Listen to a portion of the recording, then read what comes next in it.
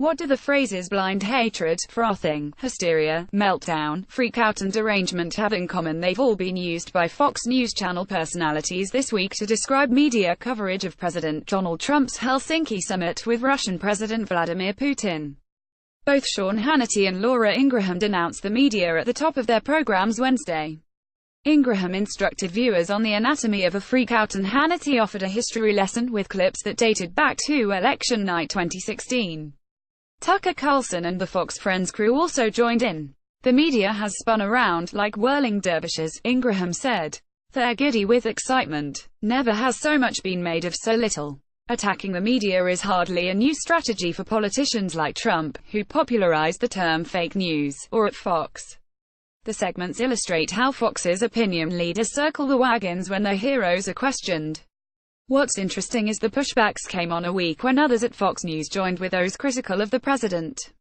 Hannity is the acknowledged master of the anti-media strategy. A headline behind him Wednesday read, "Shocking, media attempts to undermine legitimately elected president of the United States. They move from crisis to crisis. Hysteria, hysteria, hysteria," said Hannity, the top-rated personality in cable news. A day earlier, he told viewers, "You have just witnessed the single worst 24 hours in the history of your main media.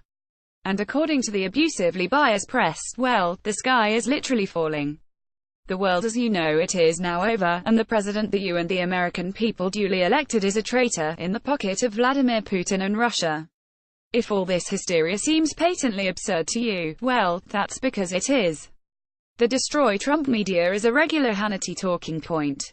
The liberal WACOG Media Matters for America noted that Hannity made reference to the media 393 times, in 93% of his opening monologues, between May 15 and September 1, 2017. During her show Wednesday, Ingraham mentioned Trump's self-inflicted wound of answering no to a reporter who asked whether Russia was still targeting the U.S. for election meddling. White House Press Secretary Sarah Huckabee Sanders later said the president was indicating that he wasn't answering questions, even though Trump subsequently went on to address Russia.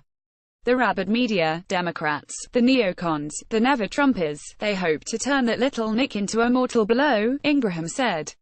And now, they're just making no sense at all.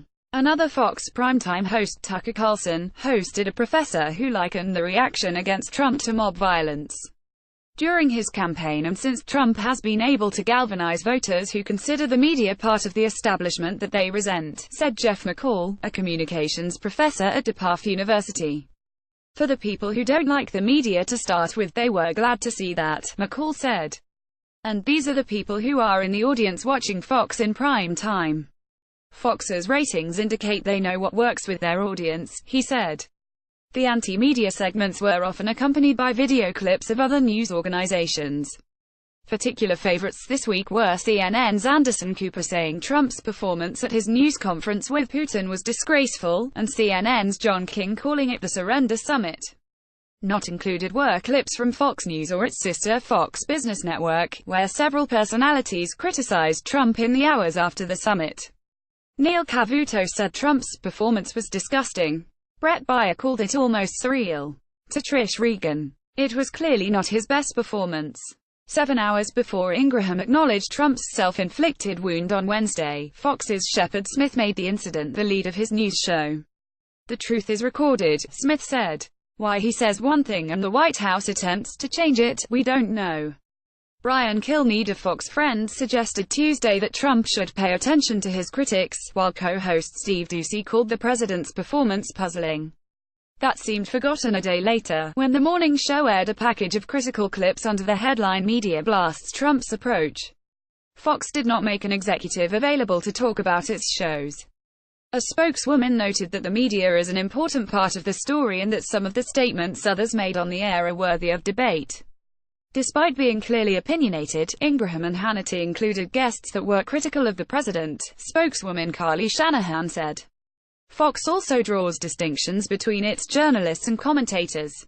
One of its most respected journalists, Chris Wallace, drew widespread praise for his tough interview with Putin this week. Interviews of Trump by Hannity and Carlson were seen much less favorably. The president tweeted Thursday about coverage of the summit, claiming the fake news media badly wants to see a major confrontation between the US and Russia. The media hate the fact that he'll probably have a good relationship with Putin, Trump tweeted. Fox's White House correspondent John Roberts noted via Twitter that Trump had doubled down on his fake news media, enemy of the people mantra for reporting that his meeting with Putin was widely panned by fellow Republicans. "That makes me an enemy of the state," Roberts wrote. News researcher Rhonda Schaffner contributed from New York.